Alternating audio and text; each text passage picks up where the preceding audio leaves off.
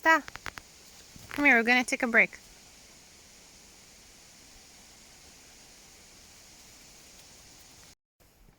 So I wasn't gonna come back to YouTube, to be honest with you guys, simply because of the direction that YouTube took in the recent year or two. But I will make a video to honor my friend Chad that has this amazing channel where he showcased his beautiful dogs. And I kind of got a little surprise for you guys, because me too, I got a new pup. Let me present him to you. Blade! Come baby. Come on, boy. So I kind of got myself a little baby Cane Corso. He's currently 9 weeks and he's teething, the usual. And Stella, come here. And Stella kind of likes her little brother, and she's teaching him all the drills of the forest, and he's really good at following us. Like, he's a really smart dog. So I'm just gonna make this video about showing you how they walk in the woods and what she's teaching him. But so far he's gotten pretty good at tracking animal trails, at scents, and she's always like a little rocket running in the woods. Come on, girl. Come say hi.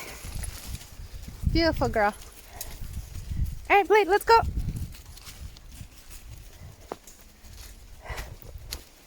Oh, look how cool.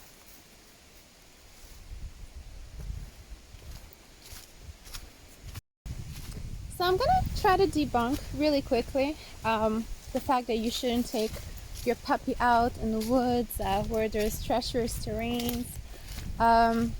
Actually, I've always taken Stella with me everywhere. She's been my partner to go hiking since I got her, and I think she was like 10 or 12 weeks old. And she's really good in the woods, and I think it allows the dogs for better mental and physical development if you take them out since young age. I'm not a dog trainer or anything like that. I'm just giving you my experience.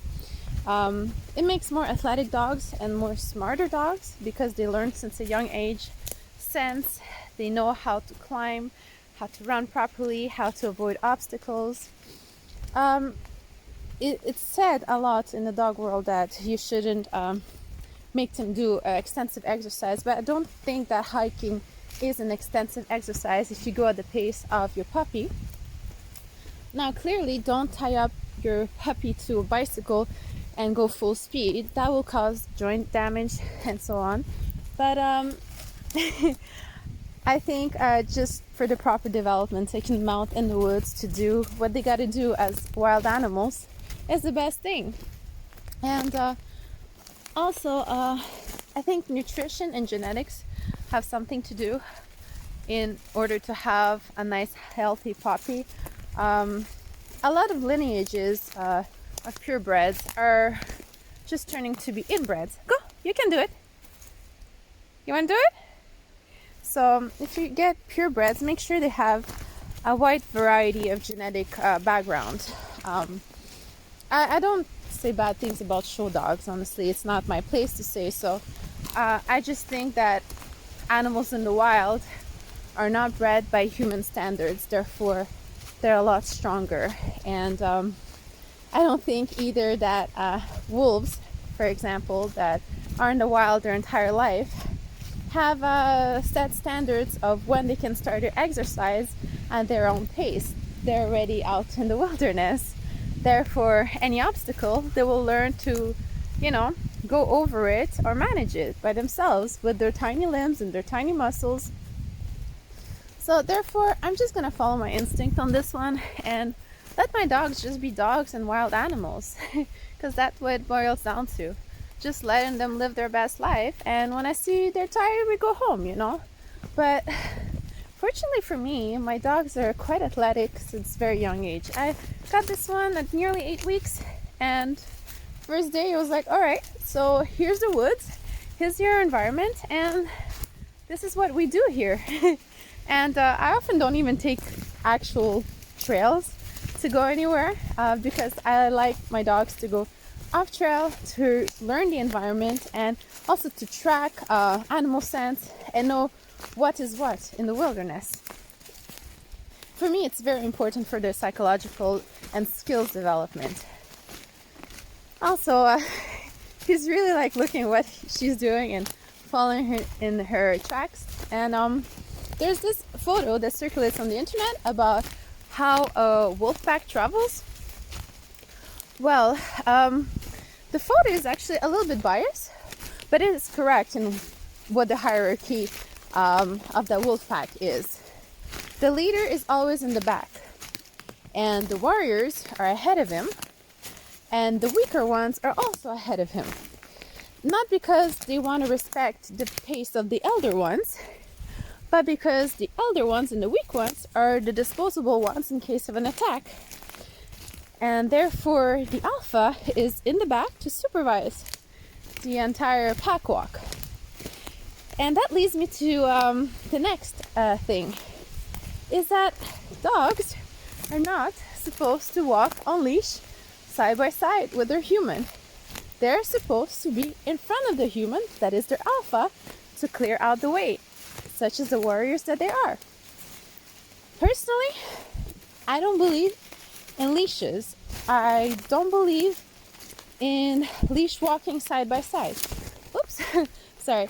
I believe in obedience, which is 100% number one in a pack order. Obedience, loyalty. So yes, your dog needs to come back when you call them. They need to execute commands when you give it to them. But walking side by side with the alpha is not something I suggest. I mean, city life will kind of dictate that this is the norm, but this is not the norm for a dog to live by. A dog should be free and be ahead. Now, pulling on leash, it's a whole different story. I don't think your dog should pull you on the leash. I think it should execute the command of walking with a loose leash. Therefore, they don't pull you the entire time if you teach them that command properly. Walking side by side, big no-no. Just because of the hierarchy. They're clearing out my way. They're scouting out the area. And that's what dogs do. That's what wolves do. I'm not like a wolf specialist or anything, but I've had dogs long enough to study their behavior and know that being ahead of you is actually a sign of respect and protection. That's why when you see dogs barking and being aggressive, they're always ahead of their owner because they think that is their duty. It is up to you to tell them when to execute that duty of protection and when not to. So yeah, that was my 2 cents on that issue. Other than that, city dogs. What can I say about city dogs? I think, as I was telling my friend Chad earlier, I think joint issues don't come from over-exercising because most dogs don't get nowhere nearly enough exercise. Larger breeds getting hip dysplasia, ankles, all these joint and bone issues, they don't come from over-exercising. No way. Most dogs don't live their natural dog life. They don't hunt, they don't hike, they don't do any of that crazy stuff. Therefore, how can you blame it on too much exercise at a young age? You know? I think it's more related to genetics and also food. If you don't feed properly your animals as they're growing, well, of course, they're going to lack the nutrients to repair their bones and their joints and everything. Let's see if we can cross here. It's very shallow. Yeah, it's very shallow. Let's see if you'll do it. You can do it. Otherwise, I'll find you another spot. You see right now what's happening? I'll just pause my subject for 2 seconds. What is happening? There is a challenge. And he is working his brain to be like, how do I do it to cross, to follow my pack? There's no endangerment here really. Like it's maybe 6 inches of water. Right here there's barely none. But she will teach him how to cross. Because just as baby ducklings you see on the internet, just as any other animal, when faced with a challenge on the road, they need to learn how to you know, manage around it. And if it's not one way, it's going to be another way. I can make him follow me all along the side and cross right there. But Blade is a courageous dog. And at 9 weeks old, he doesn't take no for an answer. No, we're going. So back to improper feeding. Kibble? Hell no, I would never feed kibble to any of my dogs. This is not proper nutrition, proper diet for any dog. Kibble is just dehydrated meat, or maybe meat byproduct, mixed up with a bunch of grains, mixed up with like not even human grade food. So if it's not human grade, then it's worse than human grade. Meaning there's probably a ton of antibiotics, a ton of pus, a ton of every bad thing, maybe even tumors that they're grinding up into making your pet food. It's not human grade. So what should you feed your dog? You should feed them the barf diet, the complete animal nose to tail, plus some veggies, plus some herbs, but you have to learn how to mix them up properly. Therefore, yourself as a dog owner, you have to do some proper research and see all types of research and then make your own conclusions about that. But what's very important, it's not the muscle meat, it's not the bone, it's the skin, it's the fat, it's the organs, it's the bone marrow. Therefore, you need to be able to source all of these for your dog. I know it's not easy, but everyone knows a butcher. Everyone can go around the system and find these things. Asian grocery stores have that. I mean, if you have a dog, that's your responsibility. Or maybe you can become a hunter. Hey guys, let's go this way. So if you become a hunter, you can even use your dogs to help you hunt and find the prey. And you all can feed yourself properly. I mean, then again, if you're living in the city, go to some, I don't say native, it's another word. Well, let's say Chinese grocery store to find these exquisite items. Also for herbs and root vegetables and things like that, also learn which ones are the best.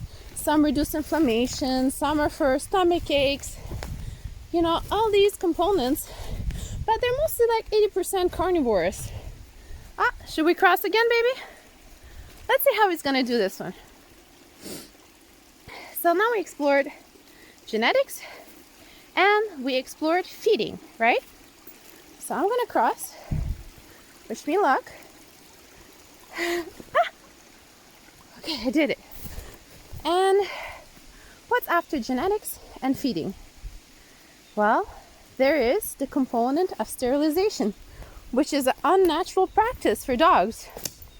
Yeah, everyone says castrate your dog, fix your females, too many puppies. No, not too many puppies.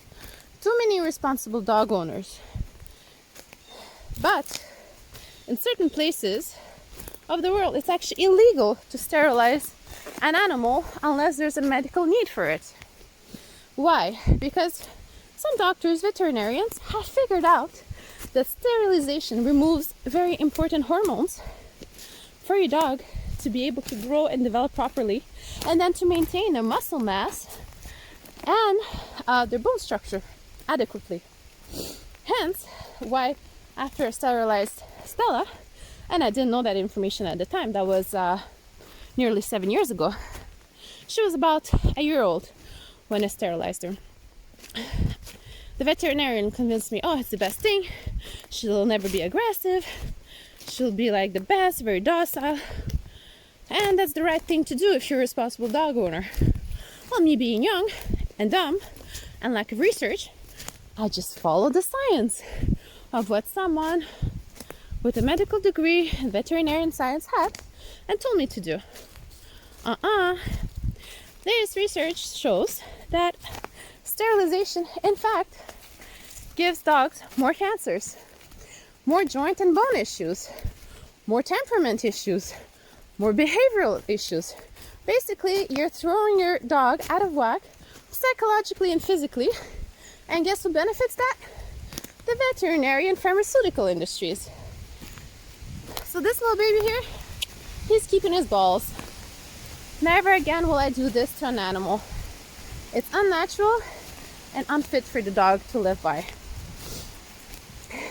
And also, it won't cost you 48 grand like it costed me with Stella and her joint and bone issues. But thank God, now she's been completely repaired. And she has an amazing diet. I make her food every day, well, for both of them.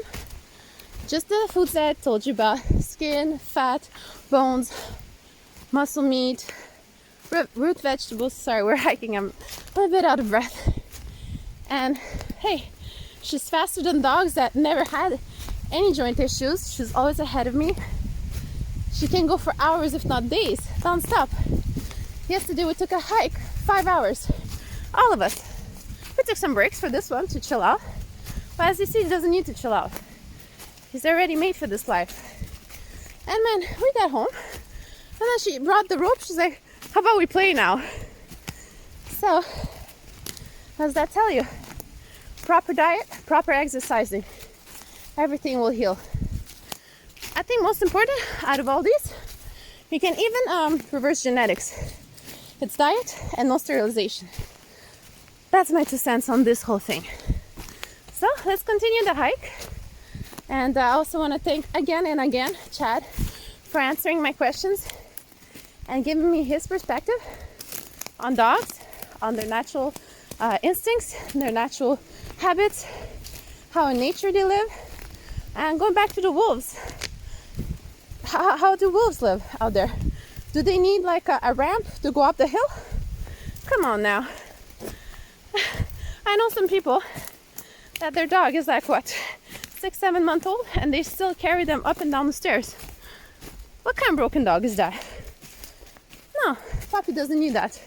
If he's tired, he's gonna stop. We're all gonna stop. We're all gonna wait. But this puppy right now is hunting. Look at his nose. If you don't teach them that early on in their life,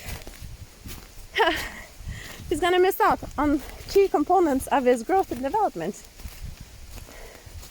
We're nearly at the summit. We'll see what's there. Come on, everybody. You got this. And also, living a happy, healthy lifestyle will benefit you. If you give proper exercise to your dogs on a daily, you will not be an Oompa Loompa. You'll have good cardio, you'll be healthy, and when you do cardio and you sweat, you get rid of all your toxins. So you don't need detox cures and juice cleanses. You just need good purified water, or from a well in a good safe place, like the mountains. I live in the mountains. That's it. That's your daily detox. No colon cleanse, no juice fasting, no nothing. Just live like you were designed to live back in the old days. We're all fat, unhealthy, and unhappy. That includes our pets, because we don't live like we're meant to live. We live artificially. And that's it. That's my opinion for the day. We're gonna take a break with the little puppy here. Now it's clear, nice spot. We're gonna sit down, chillax. And that's it. Then we're gonna continue. We'll see where we're at. All right, guys. Sorry for missing for nearly a year. You know, I think anyone that followed me for a long enough time knows kind of person I am and how I feel. And it's just what happened in the recent year or two just didn't make me comfortable or joyful enough to upload, especially on YouTube. You know, if you know, you know. All right, guys. Have a wonderful day. Bye-bye.